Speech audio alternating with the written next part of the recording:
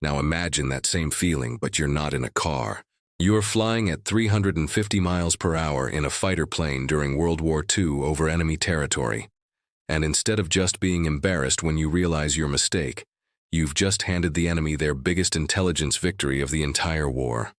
That's exactly what happened on June 23rd, 1942.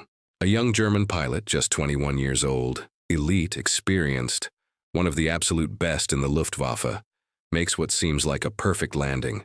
Textbook approach, smooth as silk. He shuts down his engine, pulls off his leather flying helmet, takes a breath of fresh air, and casually looks around at the airfield buildings. And in that single moment, his face goes completely white. His hands start shaking uncontrollably. His stomach drops so fast he thinks he might vomit right there in the cockpit, because he just realized something that will haunt him for the rest of his life. He didn't land at his base in occupied France like his exhausted brain told him. He landed in Wales, in Britain, behind enemy lines, at a Royal Air Force fighter base surrounded by British soldiers who are now running toward him with weapons drawn. And sitting on that British runway, engine still warm, not a single scratch on its distinctive blue-gray paint, is Germany's most secret, most advanced, most deadly fighter aircraft in the world. The plane that's been absolutely slaughtering Allied pilots for 9 straight months. The mysterious weapon that British intelligence has been desperately, frantically trying to steal through planned commando raids. And this German pilot just delivered it to them, gift-wrapped with a bow. Now I know exactly what you're thinking right now. How in the world could an experienced elite fighter pilot possibly make that kind of catastrophic mistake? And honestly, that's exactly what I thought when I first heard this story several years ago. It seemed completely impossible, like something from a movie script that got rejected for being too unrealistic. But when I spent weeks digging into the actual research, going through original combat reports, reading pilot testimony transcripts, studying technical evaluation documents, interviewing aviation historians, I realized something important. This story is so much bigger and more significant than just one pilot's navigation error. Because what happened in the hours and days and weeks after that landing changed absolutely everything about how the air war was fought over Europe. Not just for this one pilot, not just for that one aircraft, but for literally every single American and British pilot who flew combat missions over Europe for the rest of the war. We're talking about thousands of lives saved because of what was learned on this one afternoon. And here's something that's going to absolutely blow your mind when I tell you later. This wasn't even the only time during World War II that a German pilot accidentally landed at a British airfield thinking it was a German base. But this particular time, this specific aircraft, this changed the course of history. Welcome to History of World War II. My name's on the channel, and I'm here to bring you the real, verified, documented stories from the deadliest conflict in human history. Not the simplified Hollywood movie version, where everything is dramatic music and slow-motion explosions. Not the boring textbook version that makes you fall asleep in class. The real stories with all the human drama, all the mistakes, all the incredible coincidences and accidents that actually shaped our world. If you're new here, let me tell you exactly what we do on this channel and why it's different. We go deep into primary sources. We spend literal weeks researching single stories, reading original combat reports, tracking down pilot testimonies, verifying every single technical detail against multiple authoritative sources. We fact-check everything because these stories matter deeply. These were real people with real families, real lives that were changed forever, real consequences that affected millions, and they deserve to be told accurately and with respect. So if you want World War II history done right, with real research and real respect for the people involved, go ahead and hit that subscribe button right now. We bring you stories like this every single week. Deep research, verified facts, compelling storytelling. And to everyone who's already subscribed, everyone who's been with us on this journey through World War II history, thank you from the bottom of my heart. Seriously, you are the reason I can justify spending 3 solid weeks researching a single story to make sure every detail is correct. Your comments, your support, your genuine passion for accurate history. That's what makes this channel possible and worthwhile. Today's story starts with absolute terror in the skies over Europe. And to understand why what happened in June 1942 mattered so much, I need to take you back 9 months earlier, to September 1941. Chapter 1. The Butcher Bird. September 1941. The skies over France and the English Channel. Royal Air Force pilots who had survived the Battle of Britain just 1 year earlier. Men who thought they had already seen the absolute worst aerial combat that modern warfare could possibly throw at them. Men who had fought through that desperate summer of 1940 when Britain stood alone against Nazi Germany. These experienced combat veterans suddenly start dying at absolutely alarming rates. Not just losing individual dogfights here and there. Not just taking damage and limping back to base. I'm talking about being completely, utterly, catastrophically destroyed in aerial combat. Experienced pilots with dozens of successful missions simply not coming home. And here's what made the situation so terrifying for squadron commanders and RAF leadership. These weren't rookie pilots fresh out of flight training making beginner mistakes. These were combat veterans, men with dozens of missions under their belts, pilots who knew every trick, every tactic, every maneuver in the book, men who had personally shot down multiple German aircraft and lived to tell about it. And they were being systematically slaughtered by something new in the sky. Something they had never encountered before. Something they simply could not match in combat no matter what tactics they tried. The British pilots who survived encounters with this new German fighter started calling it the Butcher Bird because of how efficiently and brutally it killed. The Germans called it the Focke-Wulf 190, abbreviated as FW-190. And for 9 straight months, from September 1941 through June 1942, this aircraft seemed completely and utterly invincible in combat. Now I want you to really put yourself in the position of a Royal Air Force Spitfire pilot in early 1942 for a moment. Really imagine this scenario. You're sitting in that cramped cockpit of your Spitfire Mark V. You've trained for hundreds and hundreds of hours. You've studied aerial combat tactics with instructors who fought in the Battle of Britain and survived. You've survived multiple combat missions yourself. You know your aircraft intimately. Every switch, every gauge, every quirk of how it handles. You trust it. You've personally proven yourself in actual combat against German Messerschmitt 109s, and you've won those fights more often than you've lost. You're confident, you're skilled, you're experienced. You're on routine patrol over the English Channel on a clear afternoon. Beautiful weather, good visibility, standard mission. And then your wingman's voice crackles urgently over the radio. Bandits, 2 o'clock high. Looks like Focke-Wulfs. You look up and right, and there it is. That distinctive wide radial engine cowling that everyone's been talking about in worried voices during mission briefings. The fighter that's been killing experienced pilots at rates nobody wants to talk about publicly. A Focke-Wulf 190. Your training kicks in immediately. First instinct when you see an enemy fighter in an advantageous position above you. Dive away. Get some separation. Use your speed to create distance while you assess the tactical situation. You push the stick forward and dive hard. Throttle to the absolute firewall. Your Spitfire accelerates downward, but the FW-190 follows you easily. More than easily. And here's the thing that makes your blood run cold. It's actually getting faster than you are. You're in a full power dive with your throttle pushed as far forward as it will go, and this German fighter is gaining on you like you're standing still in the sky. Okay, that didn't work. Change tactics immediately. Pull up hard. Try to outturn it. The Spitfire is supposed to be maneuverable, right?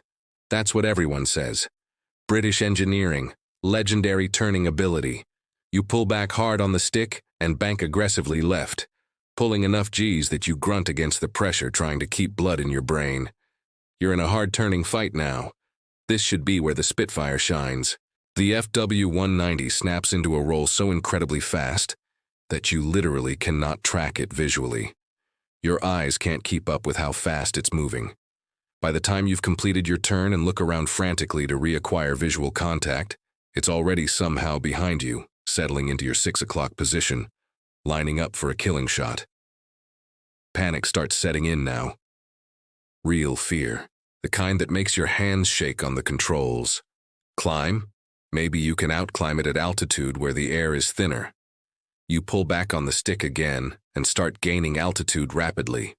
15,000 feet, 18,000 feet, 20,000 feet. Your Merlin engine is starting to struggle just a little bit in the thinner air, but you're still climbing steadily. The 190 stays right with you, matching you move for move, not falling behind even slightly. And then somewhere around 22,000 feet, your engine really starts coughing and sputtering, losing power significantly in the oxygen-starved air. The German fighter is still there, still solid, still perfectly positioned, still absolutely deadly. And then you hear it, that sound that every Allied pilot learned to absolutely dread in 1942. The distinctive sharp crack, crack, crack, crack sound of 20mm cannon fire. Heavy explosive shells, not machine gun bullets, and your Spitfire just disintegrates around you. The airframe literally comes apart under the impact of those massive explosive shells.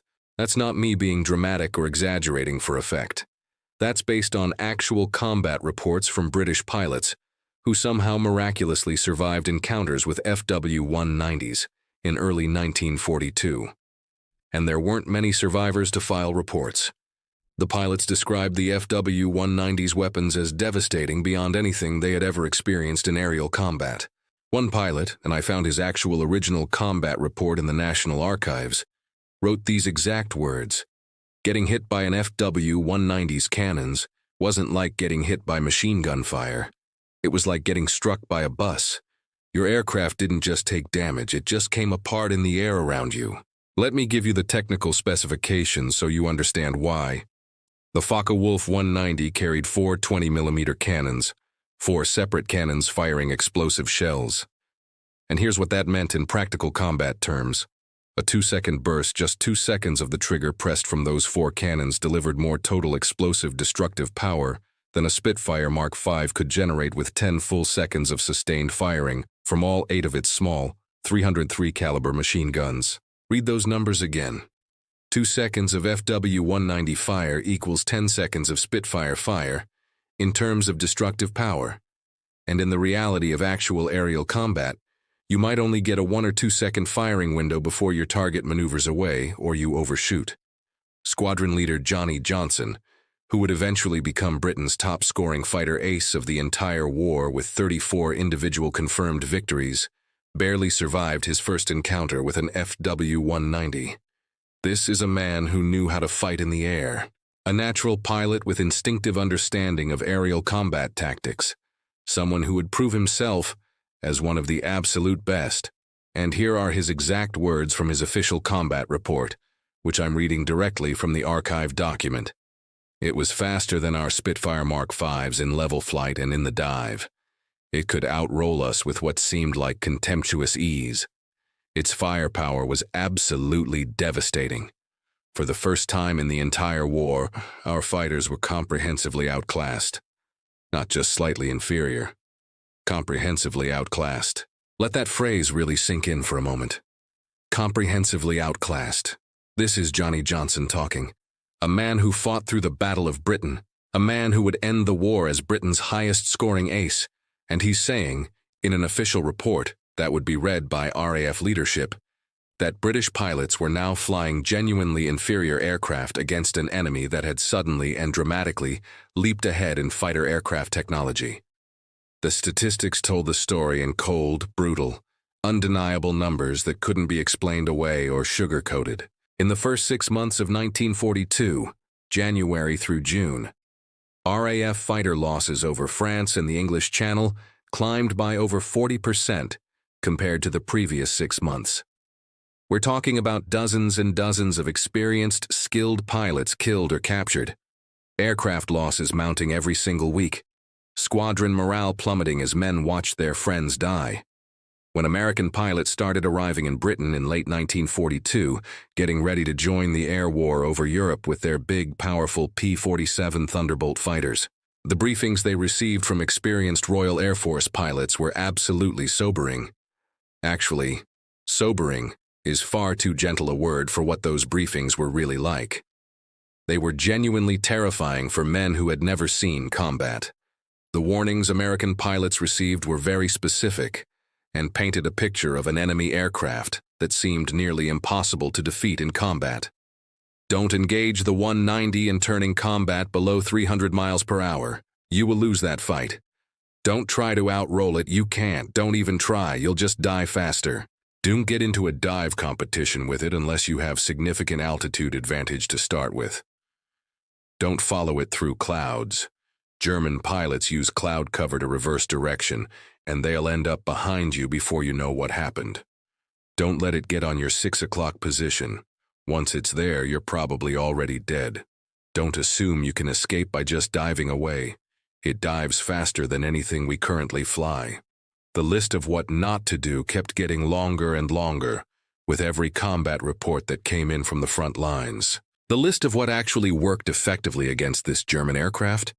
That list was depressingly, terrifyingly short.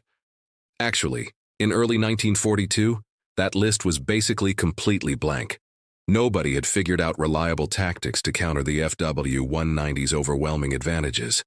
You just tried your absolute best to survive the encounter and desperately hoped the German pilot made a mistake or ran out of ammunition before he killed you. And here's what made the entire situation even worse for Allied military commanders and intelligence officers trying to solve this problem. Nobody knew exactly why the FW-190 was so incredibly effective in combat. Sure, pilots who survived encounters could report what the aircraft did during fights.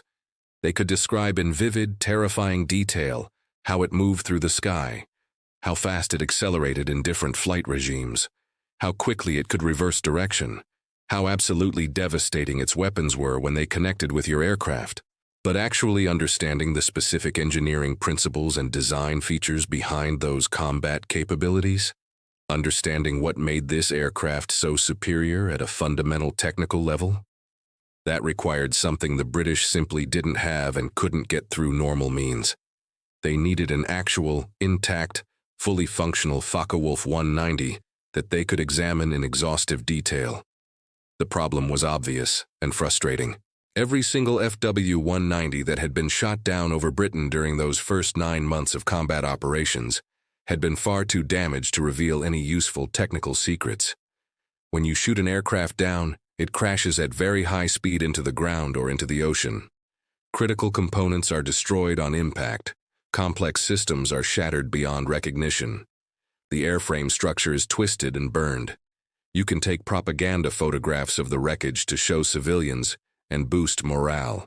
You can prove your pilots are getting kills, but you absolutely cannot learn anything genuinely useful from a pile of twisted metal and burned components scattered across a field.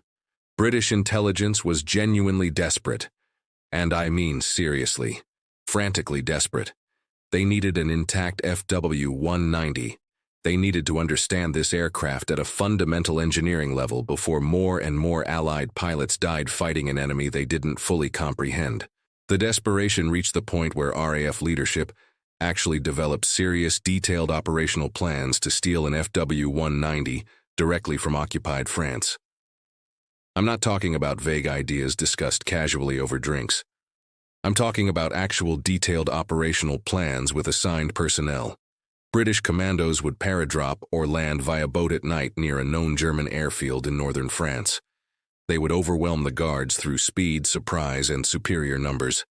A specially selected British pilot, who would be extensively trained on captured German aircraft procedures and systems, would climb into an FW-190, start the engine, and take off before German reinforcements could respond and stop them. It was basically a suicide mission. The chances of the operation actually succeeding were minimal at best. The chances of the team members surviving even if it did succeed, even lower. The British pilot who was actually selected to potentially lead that desperate mission was interviewed on British television decades later in the 1970s. When the interviewer asked him directly, "How did you feel when you learned the mission was cancelled?" his answer was immediate and honest. Absolutely relieved. Genuinely relieved. The plan was desperate. The chances of success were minimal. and I honestly did not expect to survive the attempt. That's how desperate the tactical situation had become by mid-1942. British leadership was willing to risk what was essentially a suicide mission with minimal chances of success just to get their hands on one intact FW-190 that they could study. And then on June 23, 1942, a 21-year-old German pilot solved their problem in the most unexpected, most improbable, most unlikely way imaginable. Now, before I tell you exactly how this impossible situation happened, and trust me, when you hear the specific details, you'll understand why this seems almost too improbable to be real. I genuinely want to know something from you. Where in the world are you watching this video from right now?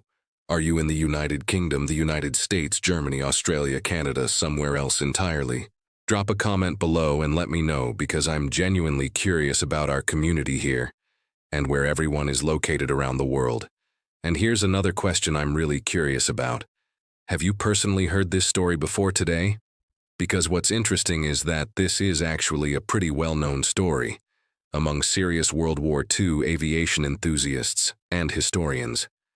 But I've found that most general audiences don't know the full, complete details. Most people don't know exactly what the exhaustive testing revealed about the aircraft's capabilities and limitations. Most people don't know how the intelligence gained from this one accidentally captured aircraft literally changed the entire tactical doctrine for Allied fighters operating over Europe for the rest of the war. That's exactly what we're going to get into today.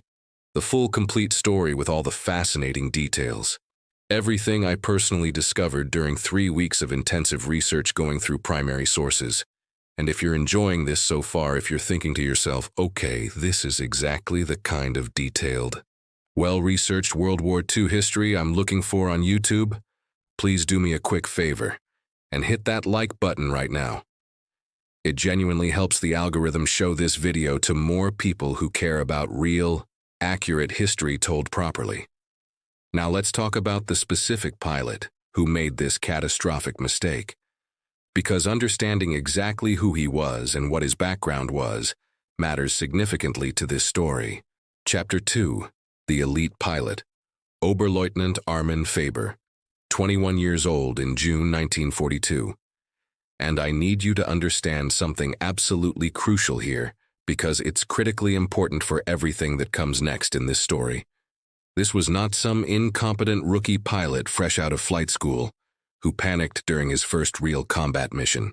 This was not some inexperienced aviator who got lost because he didn't know how to navigate properly or hadn't been trained adequately. Armin Faber was genuinely good at what he did. Really, really good. Exceptionally skilled. He had multiple confirmed aerial victories in combat. Sources vary slightly on the exact number, but we know with certainty it was at least 3 confirmed kills. Quite possibly more that weren't fully documented.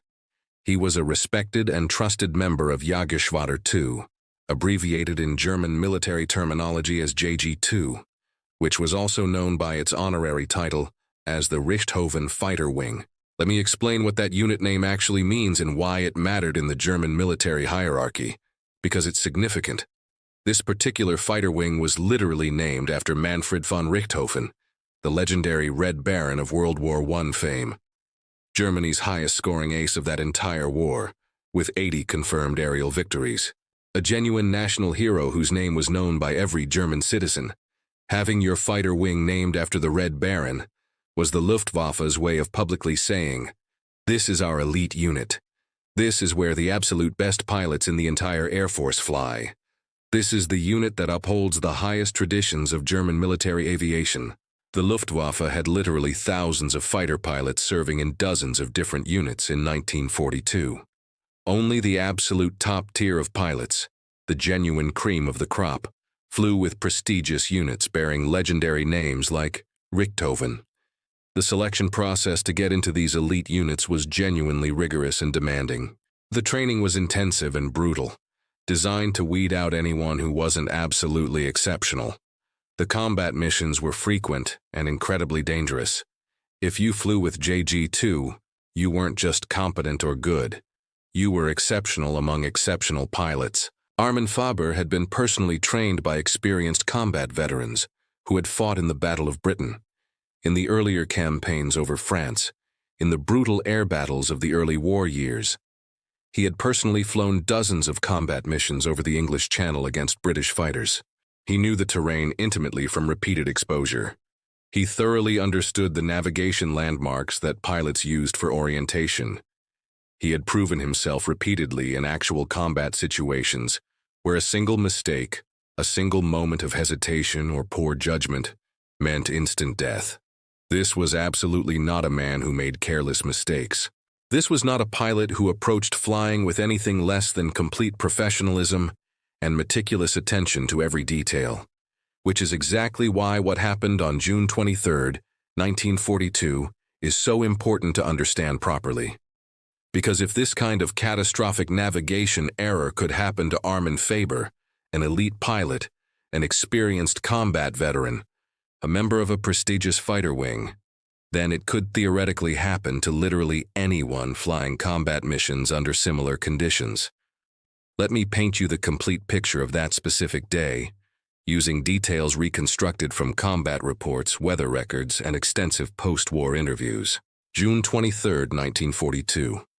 Early afternoon, probably around 1 or 2 p.m. based on mission timing analysis.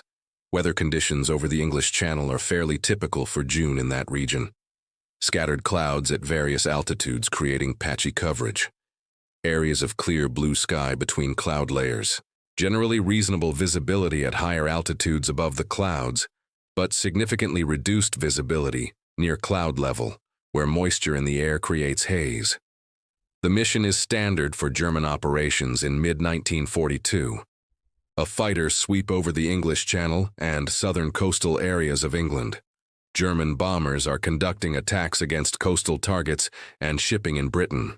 The FW-190s are flying high cover several thousand feet above the bombers, providing protection against British interceptors that will inevitably scramble to attack the bomber formation. This is completely routine stuff for Armin Faber. He has personally flown this exact type of mission dozens of times before. He's flying his personal FW-190A3 variant. A beautiful, deadly machine that he knows intimately after many months of flying it regularly in combat operations. Every switch position in that cockpit, every gauge reading on the instrument panel, every quirk and characteristic of the big BMW 801 radial engine, every specific handling characteristic of how the aircraft responds at different speeds and altitudes. Faber knows this aircraft like a professional concert pianist knows their instrument, intimately and instinctively. The mission proceeds completely normally at first. The German bombers successfully complete their attack runs on British coastal installations and shipping targets. As everyone expected, British fighters scramble rapidly to intercept the German formation. Spitfires climb aggressively to engage, and that's when the dogfights begin in earnest. Multiple aircraft swirling through three-dimensional space in chaotic patterns. High-speed maneuvers executed at the absolute limits of what the aircraft can handle. Hard-banking turns that crush you down into your seat with sustained G-forces. Split-second life-or-death decisions happening faster than conscious thought.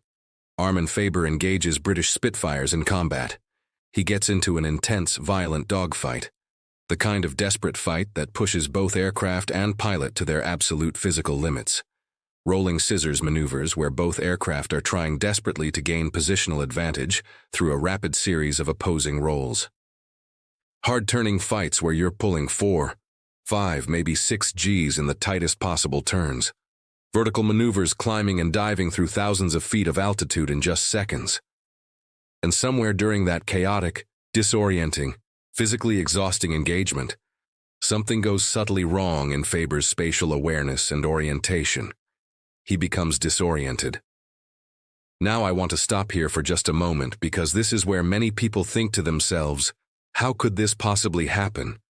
How could a trained, experienced elite pilot possibly get disoriented? Let me explain in detail what disorientation in aerial combat actually means, because it's fundamentally different from anything most people have experienced, and it's far more insidious than you might imagine. You're flying at 350 miles per hour. That's 510 feet per second. In the tiny fraction of time it takes you to blink your eyes once, just a single blink, you've traveled 170 feet through the air. Everything happens incredibly, almost impossibly fast at those speeds. Your brain is processing sensory information and making decisions at its absolute maximum capacity. You're pulling hard G-forces during aggressive turning maneuvers.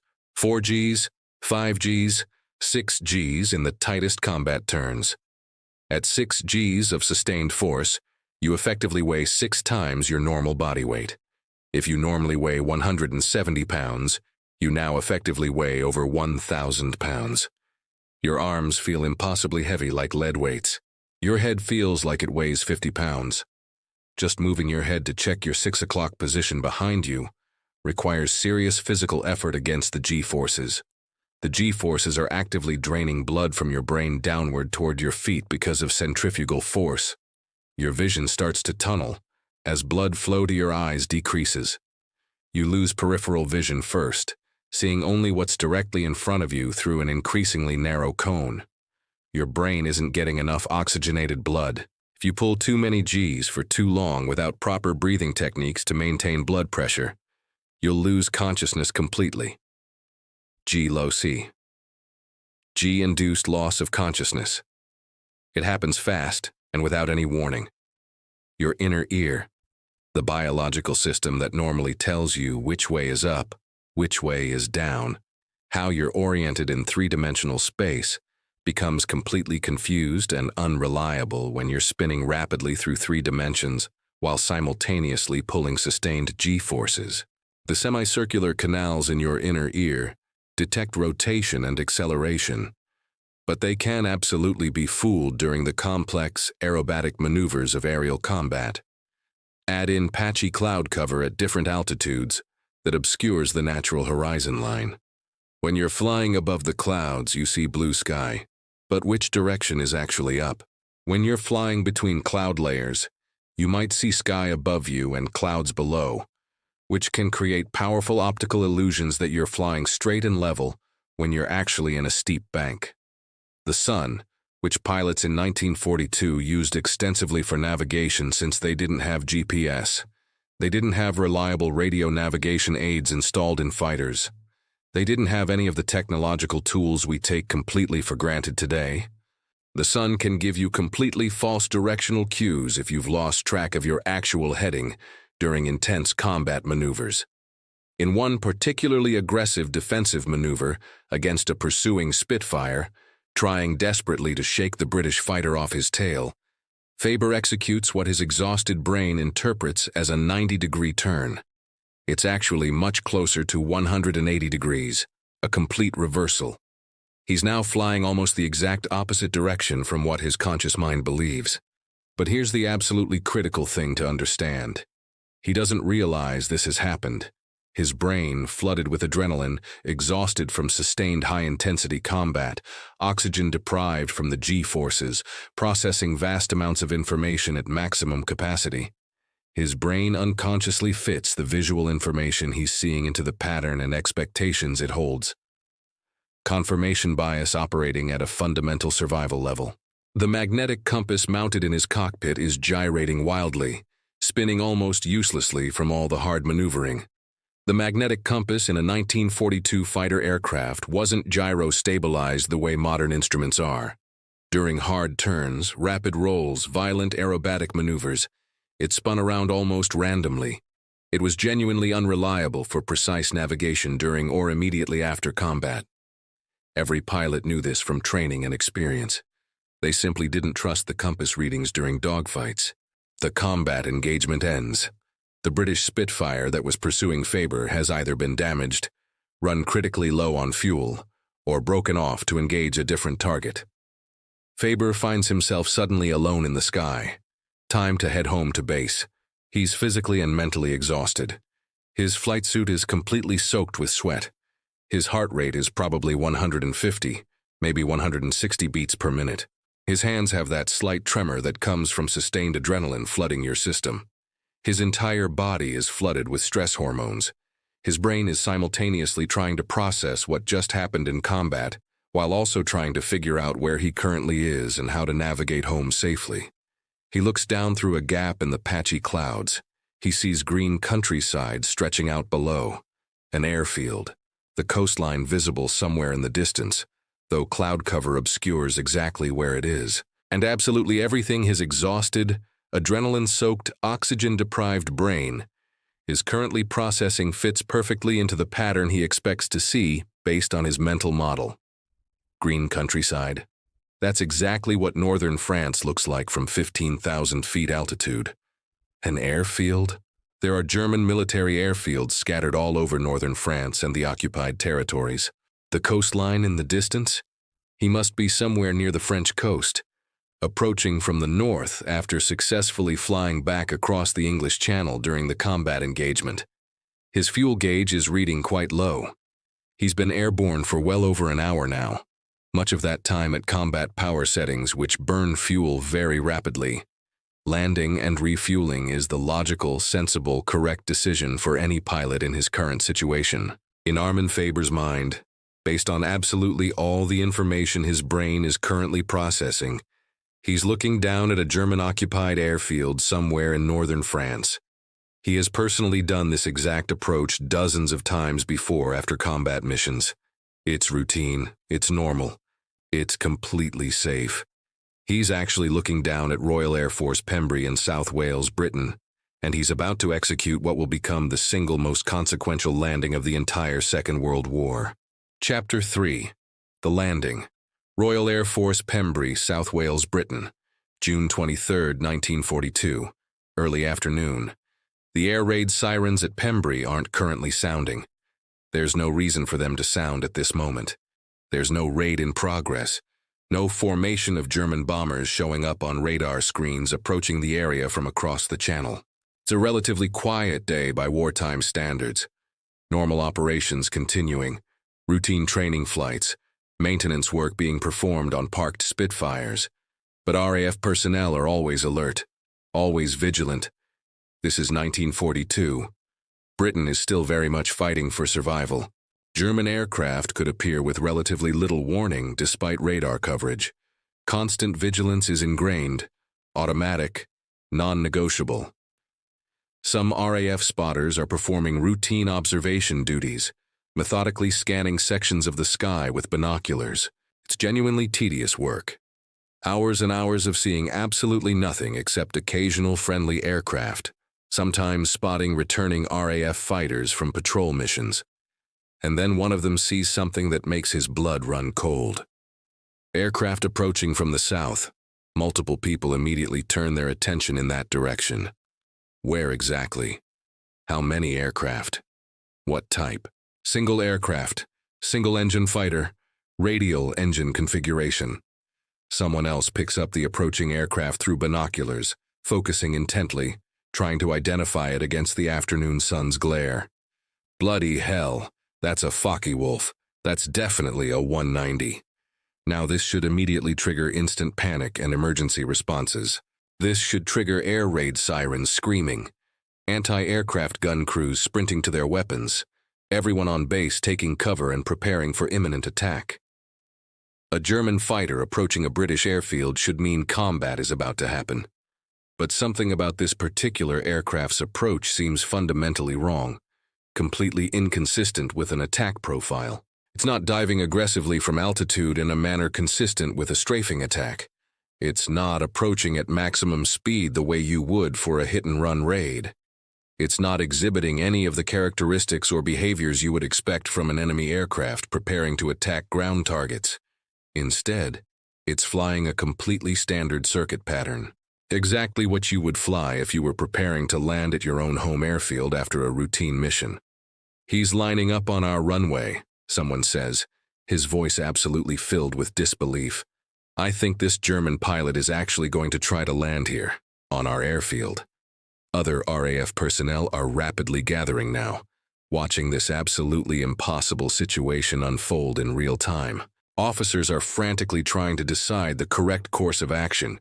Do we open fire and shoot it down? Do we hold fire and see what actually happens? Because if this German pilot is genuinely trying to land on their airfield, If he's either attempting to defect or has made some kind of catastrophic navigation error, they're literally about to capture Germany's most advanced fighter aircraft completely intact, without firing a single shot. The senior officer present makes a critical split-second decision, with potentially huge consequences. Hold your fire. Let's see what happens. If he starts attacking ground targets, we can still shoot him down quickly. But if he's actually landing as it appears, this could literally be the biggest intelligence opportunity of the entire war. The FW-190 is on final approach now, landing gear visibly extended, 3 wheels clearly down and locked, flaps deployed, dramatically changing the wing profile for low-speed flight.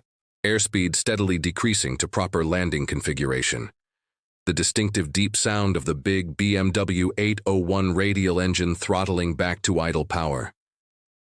This is absolutely surreal, completely impossible. British personnel standing on the ground are watching a Luftwaffe fighter, with black crosses and swastikas clearly visible on the wings, and fuselage in German military markings, flying a textbook-perfect landing pattern at a British Royal Air Force fighter base in the middle of a war. The FW-190 crosses the runway threshold at approximately 50 feet of altitude. The pilot executes a perfect flare maneuver, nose coming up slightly to bleed off the last remaining airspeed. The main landing gear touches down first with a small puff of dust from the grass runway surface. Then the tail wheel settles gently onto the ground. Grass and loose dirt spray up from the tires as the aircraft begins its landing roll. It's an absolutely textbook perfect landing, smooth, professional, precisely executed. Exactly what you would expect from an experienced pilot landing at what he completely believes is his own home base after a routine combat mission. The FW-190 rolls down the grass runway, engine noise steadily decreasing as the throttle comes back further. It's genuinely one of the most surreal, impossible, unbelievable moments of the entire Second World War. A German fighter with full Luftwaffe markings clearly visible, calmly taxiing on a British runway, rolling slowly past neat rows of parked RAF Spitfires with their distinctive elliptical wings and prominent RAF roundels. Oberleutnant Armin Faber brings the FW-190 to a complete stop near the control tower building. He methodically goes through his standard post-landing shutdown checklist. These are practiced movements, completely automatic after hundreds and hundreds of flights. Pure muscle memory developed through endless repetition. Throttle lever back to idle. Mixture control to idle cutoff to starve the engine of fuel. Magneto switches off to completely cut the ignition. The big BMW 801 radial engine coughs once, backfires slightly with an audible pop, and falls completely silent. The sudden quiet after the constant loud roar of that big radial engine is almost eerie and unsettling. You can actually hear birds chirping now. You can hear the wind gently rustling through grass. Normal, peaceful afternoon sounds that seem completely surreal and out of place in this extraordinary moment. Faber reaches up and slides the canopy back smoothly on its rails. Fresh, cool air floods into the hot cockpit interior. He unbuckles his harness systematically, shoulder straps first, then the lap belt. He's still wearing his bulky life vest, still in his parachute harness.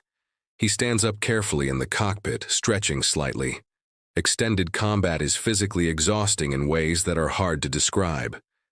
He pulls off his leather flying helmet, runs his hand through his completely sweat-soaked hair.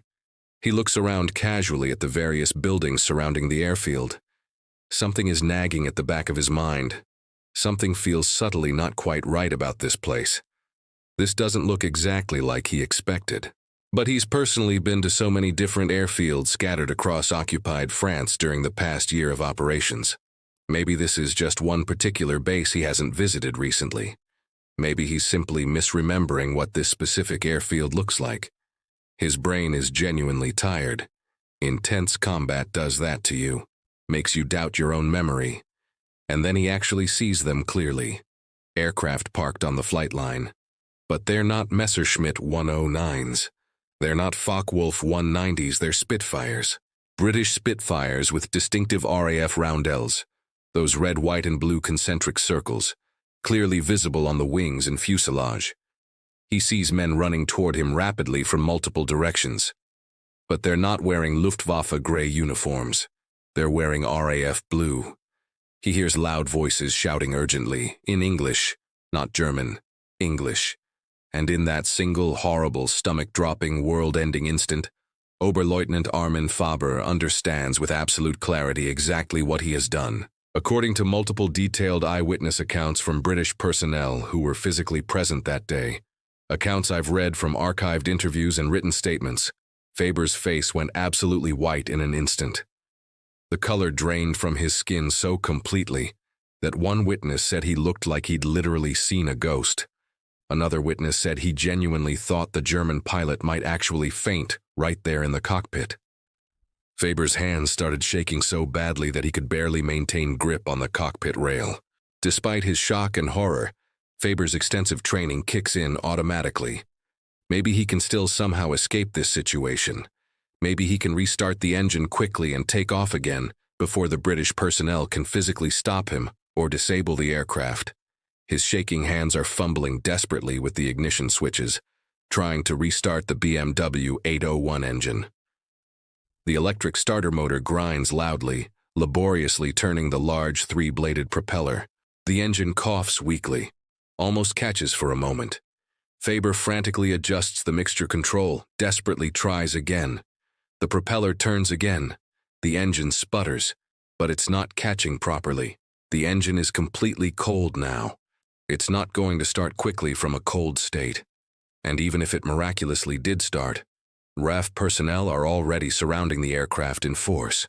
There's absolutely no way he would be able to taxi out and build up enough speed for takeoff before they physically stopped him or disabled the aircraft. An RAF sergeant. Historical records frustratingly disagree on his exact name, but multiple independent sources confirm this specific detail. Jumps up aggressively onto the wing root, getting as physically close to the cockpit as possible. He's holding a flare pistol, which is essentially the only weapon he personally had immediately available when this situation began. A flare pistol isn't much of a weapon in most normal situations, but from 3 feet away, pointed directly at someone's face, it's more than threatening enough to get compliance. "Get out, hands up now!" the sergeant shouts in English. Faber understands enough English to grasp the essential meaning, or perhaps he simply understands the completely universal language of a weapon pointed directly at his head at point-blank range. He slowly raises both hands high. He stands up unsteadily in the cockpit again, hands raised in clear surrender. He's physically pulled from the cockpit by multiple British airmen. His parachute harness is quickly removed. His standard service sidearm, a Luftwaffe issue Walther P38 semi-automatic pistol in a leather holster on his belt, is immediately taken away. Within seconds, he's completely surrounded by a dozen British personnel, all of them staring at him with expressions mixing shock and something remarkably close to joy. And there, sitting absolutely pristine on the grass runway of Royal Air Force Pembrey engine still ticking and popping as hot metal slowly cools, not a single scratch on its distinctive blue-gray paint scheme. Every system completely intact and functional, is the aircraft that British intelligence has been desperately, frantically trying to acquire for 9 straight months. The Focke-Wulf 190A3. Germany's secret weapon. The fighter that's been absolutely dominating Allied aircraft. The aircraft that seemed completely invincible. Gift-wrapped and delivered by a pilot who thought he was landing in France. One RAF officer who directly witnessed the landing was interviewed by the BBC decades after the war ended. His description captures the moment perfectly. For about 30 seconds, we all just stood there in complete stunned silence, absolutely staring at this aircraft. Nobody quite knew what to say. Nobody could properly process what had just happened right in front of us. It was like Christmas morning and your birthday and winning the lottery all happening at the exact same moment.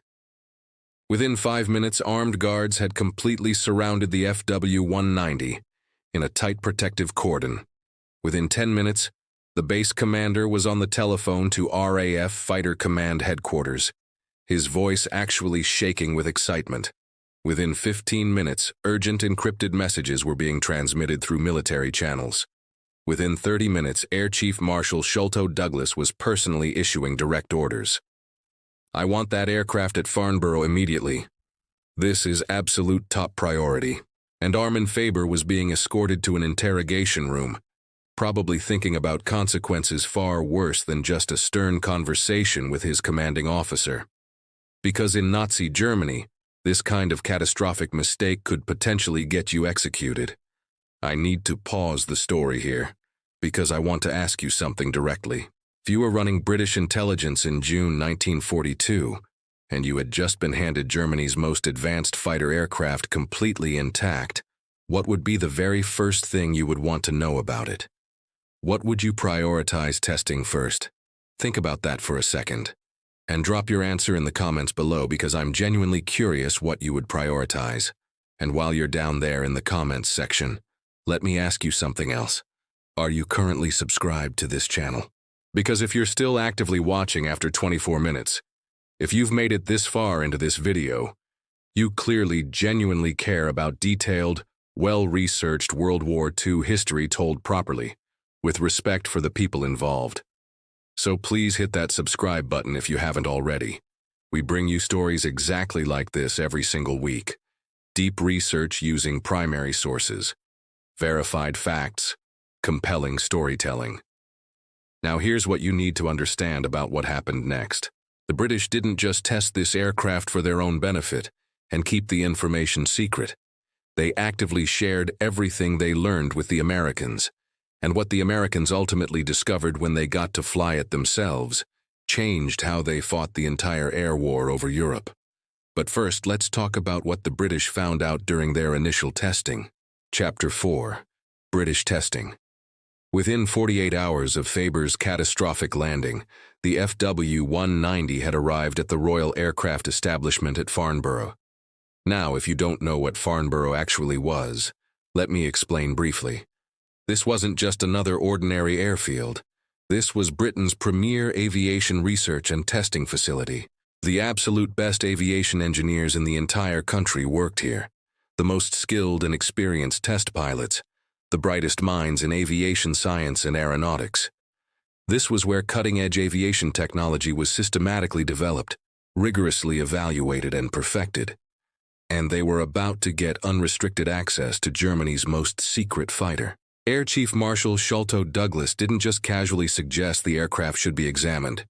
He gave explicit, direct orders with the absolute highest possible priority classification. Every available resource was to be immediately directed toward understanding this aircraft as quickly and completely as humanly possible. Engineers descended on it with the kind of reverence and meticulous attention to detail you would expect from archaeologists, carefully opening an untouched ancient Egyptian tomb. Every access panel was carefully opened and extensively photographed. Every system was methodically examined and documented. Every component was precisely measured and catalogued. But documentation was just the beginning. The real actionable intelligence would come from actually flying it. Captain Eric Brown was assigned as the primary test pilot. Brown would eventually fly 487 different aircraft types during his career, more than any other pilot in recorded history. When Eric Brown evaluated an aircraft, his assessment was treated as absolute gospel truth by aviation experts. His exact words after extensively flying the FW-190. The ailerons were extraordinarily light and responsive. You could throw this aircraft around with almost no physical effort. The Spitfire required significant muscle force. The FW-190 responded to thought. The FW-190 could complete a full roll in 1.2 seconds. The Spitfire Mark V needed 2.8 seconds. Half the time. That's why RAF pilots were dying. The firepower was equally devastating. A 2-second burst from 4 cannons delivered the same explosive power that a Spitfire needed 10 seconds to generate. But testing also revealed critical weaknesses. Weakness 1. The BMW engine had severe cooling problems above 20,000 feet. Power dropped 25%. Meanwhile, the Spitfire's Merlin engine was designed for high altitude. Above 25,000 feet, the Spitfire dominated. This was pure gold. Force the FW-190 high, and you win. Weakness 2. The heavier weight made it less maneuverable in sustained turns. Force a prolonged turning engagement beyond 30 seconds, and the lighter Spitfire gained advantage. Weakness 3. Controls became extremely heavy, above 400 mph. During dive recovery, the German pilot was fighting his own controls, unable to maneuver defensively. British intelligence immediately compiled tactical bulletins distributed to every RAF squadron with specific actionable guidance. And then, the British invited the Americans to Farnborough. Chapter 5. The Americans. August 1942. American test pilots arrived at Farnborough. Major Cass Howe was among the first Americans to fly Faber's FW-190. He was both a skilled pilot and an aeronautical engineer. His assessment: the FW-190 will decisively beat any Allied fighter below 20,000 feet. Our advantage is altitude. Above 25,000 feet, our P-47s dominate. Force them high and we win. Let them dictate low-altitude combat and our casualties will be catastrophic. That word, catastrophic. American pilots flew mock dogfights, P-47s versus the captured FW-190. Below 20,000 feet, the FW-190 won almost every engagement. Above 25,000 feet, the P-47's turbo supercharger gave overwhelming advantage. This single piece of intelligence fundamentally changed American fighter doctrine for the entire European war. When P-47 units began operations in 1943, they emphasized high-altitude combat. Bomber escorts flew at maximum altitude. Fighter sweeps operated above 25,000 feet. The captured FW-190 influenced aircraft design. Engineers studied the roll rate, the control systems, the weapons placement, the cockpit layout. Later, P-47 and P-51 models incorporated design lessons learned from this single captured aircraft. But perhaps most importantly, the psychological intimidation factor disappeared. For months, the FW-190 had a mythical reputation. The 190 is better than anything we have. But after exhaustive testing, after documenting its complete performance envelope, after identifying exploitable weaknesses, the psychological dynamic shifted fundamentally. The FW-190 was no longer mysterious and invincible. It was an aircraft with specific advantages and specific exploitable weaknesses.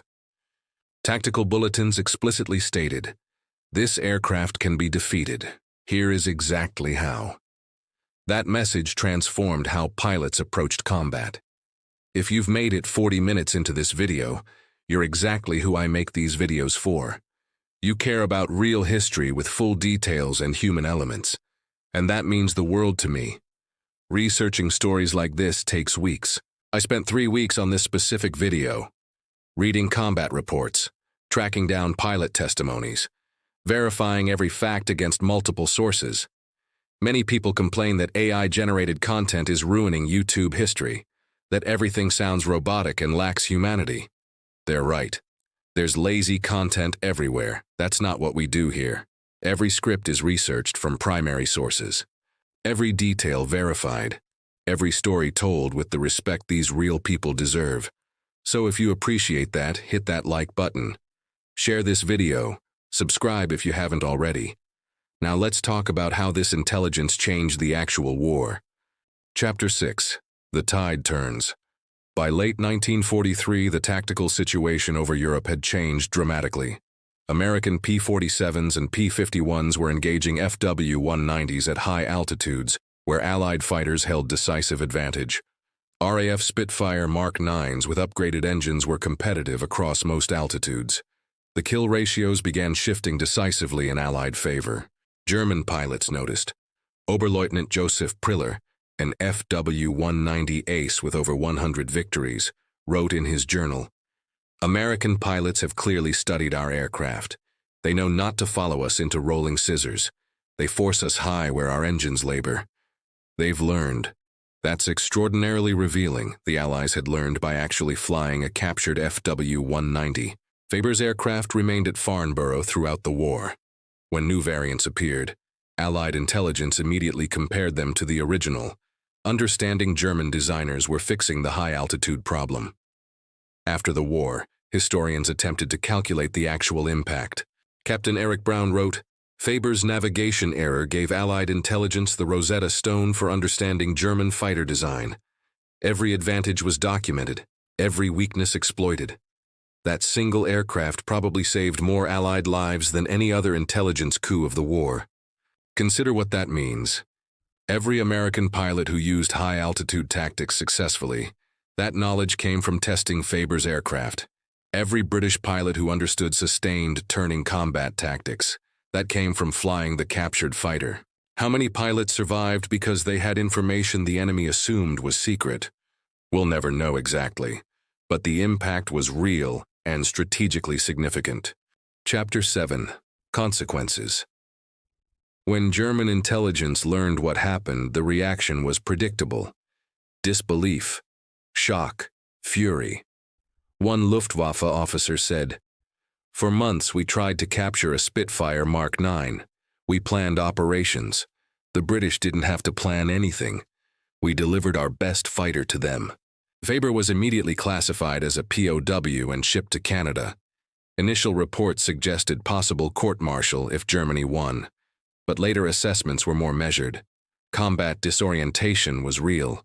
It could happen to anyone. The real question German intelligence should have asked: why did we assume the British would never get an FW-190? 9 months of operations, hundreds of sorties. The statistical probability of capture was actually quite high. German intelligence should have planned for this inevitability. They didn't, and it cost them significantly. Armin Faber spent the remainder of World War II as a prisoner of war in Canada.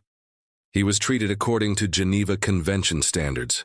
He survived the war, returned to Germany in 1945, lived until 1976. Historical records about his post-war life are sparse. He apparently didn't give interviews or write memoirs. By most accounts, he lived quietly, trying to move past the event that defined his place in history. Imagine carrying that burden for 31 years. June 23, 1942.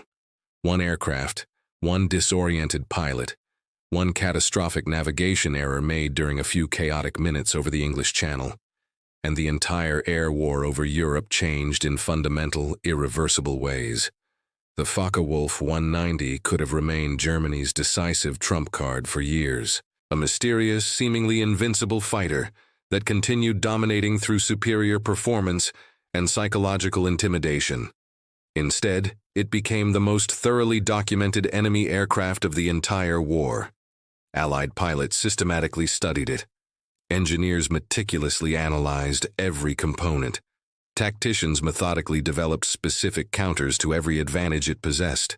Thousands of American and British airmen survived combat encounters because they possessed detailed information about the FW-190's capabilities and limitations that German pilots assumed was absolutely impossible for them to know. One aircraft, one human mistake, strategic consequences that persisted until Germany's final surrender. Here's what this story teaches us that remains relevant far beyond World War II aviation history. First lesson: technological advantage is always temporary. Germany possessed a genuinely superior fighter from late 1941 through much of 1942. It dominated the skies, but that advantage evaporated the moment Allied engineers examined the actual aircraft. Second lesson: human error is inevitable. Plan for it. Armin Faber wasn't incompetent. He was skilled, experienced, elite, but he made a critical mistake under extremely difficult conditions.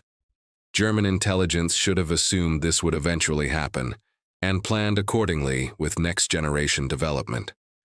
Third lesson: intelligence and information often matter more than raw technology. Britain and America didn't defeat the FW-190 primarily by building dramatically superior aircraft. They defeated it primarily by understanding it completely. Knowledge is genuine power. Specific intelligence about your adversary's capabilities and limitations can neutralize significant technological advantages. The captured FW-190 gave Allied forces that knowledge. That psychological shift from fear to confidence based on understanding matters as much as any technical specification. When you see an FW-190 displayed in aviation museums today, remember this story. Remember that its secrets were revealed not through brilliant espionage operations or dangerous commando raids, but through one pilot's simple mistake on one afternoon in June 1942. Remember that in war, as in life, the most consequential moments often emerge from completely unexpected directions, not from brilliant strategies or devastating attacks, but from simple human mistakes that create complex consequences. The Focke-Wulf 190 that Armin Faber accidentally delivered to Britain, first to the British and then shared with the Americans, didn't just survive the war as a museum piece. It actively helped the Allies win the war by revealing every secret that made it effective. And that's the complete, verified, documented, true story of how one navigation error changed the course of history. If you made it to the end, thank you sincerely. This is exactly why I make these videos. Hit that like button right now. Drop a comment telling me where you're watching from and what surprised you most about this story. Subscribe to History of World War II if you haven't already. We bring you real research, real stories, real history every single week. Share this video with anyone who loves World War II history. Help us grow this community of people who care about getting history right. And to everyone already part of this community, thank you from the bottom of my heart. You make all of this possible. Until next time, remember, history is made by real humans making real decisions and real mistakes that sometimes change everything. See you in the next one. Let me ask you something. Have you ever gotten so turned around while driving that you ended up going completely the wrong direction? Maybe you were tired, maybe distracted, and suddenly you look up and think, wait, how did I get here? It happens to everyone, right?